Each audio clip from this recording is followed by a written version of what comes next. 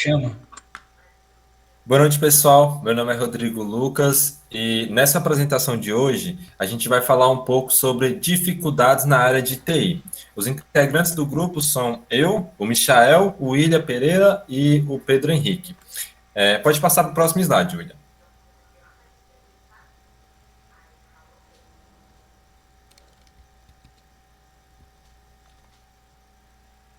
Bom, eu trago uma questão aqui bem interessante para a gente, que é os grandes desafios que a gente está vivenciando e se a TI ela abrange o mundo todo. Se a gente olhar um pouquinho para trás, lá na década de 60, na década de 50, o cenário, o ambiente de trabalho era bem diferente do nosso ambiente de trabalho que a gente tem hoje em dia. É quase que irreconhecível a gente ver como que as coisas eram feitas naquela época e como as coisas são feitas hoje em dia.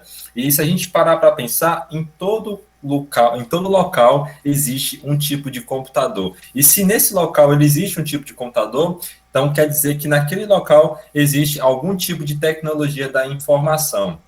Então, assim, a tecnologia ela veio evoluindo ao longo do tempo, principalmente ali na Guerra Fria, onde aqueles vários países, principalmente a União Soviética e os Estados Unidos, estiveram ali meio que foram os pioneiros dessa grande revolução da tecnologia, porque eles queriam fazer aquela disputa para ver quem tinha mais poder e tudo mais. E então a tecnologia ela começou a ser, na minha visão, ser bastante expandida naquele momento.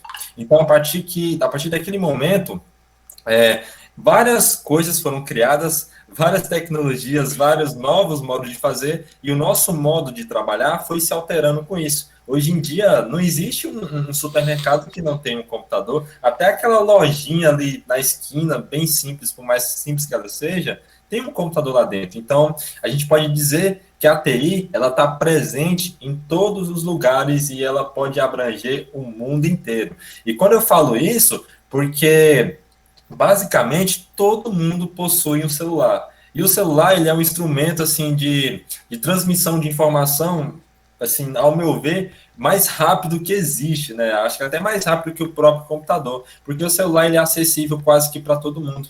Então a gente consegue transitar informações com isso aí numa velocidade muito extrema, né? Antigamente era mó difícil você falar com a pessoa que estava lá no Japão e hoje em dia a gente consegue falar instantaneamente, né?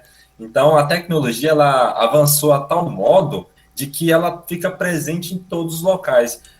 Não importa se você está no hospital, se você está numa padaria, se você está no açougue, até em borracharia, a gente encontra a tecnologia da informação nesses ambientes de trabalho, né? Então, William, pode passar para o próximo slide, por favor? Bom, agora eu vou falar um pouquinho sobre o porquê que é importante a gente ter foco. E, e por que que esse é um dos grandes desafios aí para quem trabalha com TI? Eu trouxe um pouquinho da contextualização, dizendo o porquê que a TI abrange o mundo todo. Então, se ela abrange o mundo todo, a gente precisa de muitos profissionais nessa área. E é aqui que começam os grandes desafios. O primeiro desafio é a gente ter foco. Porque um profissional de TI, e eu falo por mim mesmo, que estou começando a ser um agora, a gente tem muita dificuldade em ter foco. Porque existe tanta coisa, existe tantas, digamos assim, tantas formas de fazer uma coisa que você não consegue ter foco em uma coisa só. Ou então, você não consegue ter foco naquilo que você quer. Por exemplo, eu vou citar um exemplo de back-end e front-end, que são duas formas de fazer desenvolvimento de software. Uma parte é visual, que é o front-end, e o back-end é uma parte lógica do sistema. Então, se a gente parar para pensar, eu preciso escolher uma dessas duas coisas. Ou eu posso ser as duas ao mesmo tempo, mas eu preciso ter um foco. Eu posso saber back-end, mas eu preciso ter o foco de que eu vou ser front-end. Então, assim, a gente tem que decidir o que a gente quer, e esse que é o problema, porque às vezes você se encanta por uma coisa e você tem interesse em outra. Por exemplo, eu gosto de back-end, eu gosto de front-end, mas eu também gosto de mexer com banco de dados, mas eu também gosto de mexer com design. Então, assim, o profissional de TI, ele fica linkado a esse monte de coisa que no final ele não consegue desenvolver nenhuma e acaba que meio que frustrado com o tempo porque ele não conseguiu manter foco naquilo que ele queria, porque existe tanta tecnologia maravilhosa assim na nossa área que a gente acaba que gosta de todas. Por exemplo, surge uma nova linguagem de programação, a gente já fica todo hypado, querendo aprender aquilo ali e tudo mais. Inclusive, agora lançou uma nova biblioteca do React, que é o Next, e essa biblioteca é muito fantástica, e ela está no hype, assim, todo mundo está utilizando, e eu, em particular, gostei bastante, e eu queria muito aprender sobre ela. Só que eu percebi que eu precisava de ter foco. Então, se eu parasse o que eu estava estudando para poder estudar outra coisa, só porque eu vi que era legal e porque eu gostei, isso já começa a ser um desafio para mim. Eu já começo a ter alguns tipos de problema, porque eu preciso de um foco, ou eu vou naquilo que eu mais gosto, ou eu deixo de mexer naquilo que eu mais gosto para ter foco. Então, a gente tem esses tipos de conflito aí, quando a gente está trabalhando e principalmente quando a gente está estudando e também quando a gente está conhecendo coisas novas, porque na nossa área de tecnologia existe coisa nova todo santo dia. E se a gente tentar acompanhar tudo que surge, a gente não consegue ter foco. E se você não consegue ter foco, você acaba caindo nesses desafios e acaba tendo problemas futuramente, você não consegue se desenvolver, né? Agora eu vou passar a palavra para o nosso próximo apresentante. Pode ir. Então, eu trouxe um tema aqui para a gente falar também, que é bem pertinente, que é sobre a dificuldade da escolha de uma linguagem de programação. Então, atualmente, a gente, na área que a gente vive, existe a possibilidade da gente estar escolhendo, né, tecnologias, frameworks, linguagem de programação, para a gente resolver problemas relacionados à TI. Então, a gente fica sem saber qual tecnologia escolher, porque são várias, né? E o objetivo da linguagem de programação é permitir, né, que o programador ele possa resolver problemas computacionais, seja através de requisitos que foram pedidos, ou seja, a gente vai construir, resolver um problema que foi proposto, né? Então, e existe essa dificuldade da escolha de uma linguagem, né? E no caso, o início que a gente tem desse problema é que a gente fica dividido entre tecnologias que já estão há muito tempo no mercado.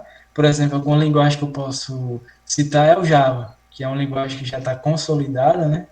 Que muitos programadores acham uma linguagem excelente, né? Ou seja, que está ali consolidada e que serve para resolver os problemas que está ali enfrentando. E, no caso, é isso mesmo. A tecnologia consiste em nos dar ferramentas, né, mecanismos que a gente possa estar resolvendo um problema. Então, a gente fica dividido sobre essas tecnologias. A tecnologia que está há muito tempo no mercado e a tecnologia emergente.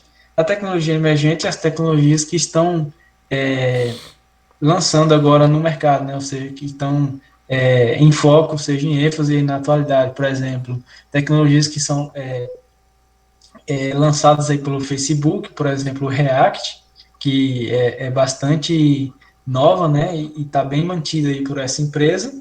Então a gente cria que tipo como se fosse um, uma dificuldade ali em decidir, né? Qual tecnologia escolher. Pode passar para frente, por favor. Então, a gente lança uma pergunta, né? Qual linguagem de programação, então, eu devo escolher? E a resposta é bem óbvia. A gente deve escolher, né, uma linguagem que faça de você um programador melhor, que se divirta programando, que aumente sua produtividade e também que, ao mesmo tempo, anime, né, a se aprofundar nos conceitos e na filosofia por trás dela. Pode passar, por favor. Pedrão, Oi, eu posso só citar uma coisinha aqui que eu acho muito interessante naquele slide lá. pode sim. Uma coisa também que é bem importante para qual tecnologia a gente deve escolher é qual ramo que você quer seguir, né? Então você tem que escolher uma tecnologia relacionada àquilo que você quer. Por exemplo, eu sou um cara que eu quero trabalhar lá no Facebook, eu quero ser um programador lá do Facebook. Aí tá. Aí a gente pega, para e pensa, o que que eles utilizam lá no Facebook? Eu sei que lá no Facebook eles utilizam muito JavaScript com React. Então, eu sei que eu devo estudar JavaScript com React, porque se eu conseguir uma vaga naquele emprego, eu vou trabalhar com isso. Então, escolher a tecnologia vai muito daquilo que você quer para o seu futuro, né? O Você tem que objetivo é ter isso, bem. exatamente o seu objetivo, que já volta naquela questão do foco, né, que eu falei lá. Se você tem um foco definido, você acaba que estuda aquela estrutura em volta daquele foco e você vai estudando aquilo ali para que você consiga atingir aquele foco, né, no futuro. Seja o objetivo que você está procurando, né? É isso. Exatamente. Bom, pessoal, meu nome é Michael e a gente já mostrou para vocês aqui três possíveis dificuldades, né, que você pode encontrar na sua carreira como um profissional de TI. E a gente também já mostrou a solução. Então, se vocês observarem bem, a primeira é se você tem que ter um foco, né? Um foco em meio ao deslumbre de tantas tecnologias e caminhos que você pode seguir nessa área. A segunda é aquela primeira linguagem de programação, o seu primeiro contato. Qual linguagem eu devo escolher para conseguir me emplacar? Ou seja, agora eu vou mostrar para vocês a questão do mercado de trabalho, né, voltado para o profissional de TI, as dificuldades que você vai encontrar para se emplacar no mercado, mas se você prestar atenção em todos esses detalhes que nós apresentamos para vocês, o que você precisa ter um objetivo específico, né? Seja, sei lá, eu quero uma área específica, eu quero trabalhar no Facebook, como o Rodrigo disse. Ah, mas eu quero criar o meu próprio produto e como eu não tenho dinheiro para investir em um programador, eu quero aprender e criar aquele produto. Então você precisa ter um objetivo. Quando você tem um objetivo, vai ser fácil ter foco, vai ser fácil você encontrar a tecnologia que você vai precisar, seja ela emergente ou não. E agora eu vou falar para vocês, né, vantagens de um profissional de TI.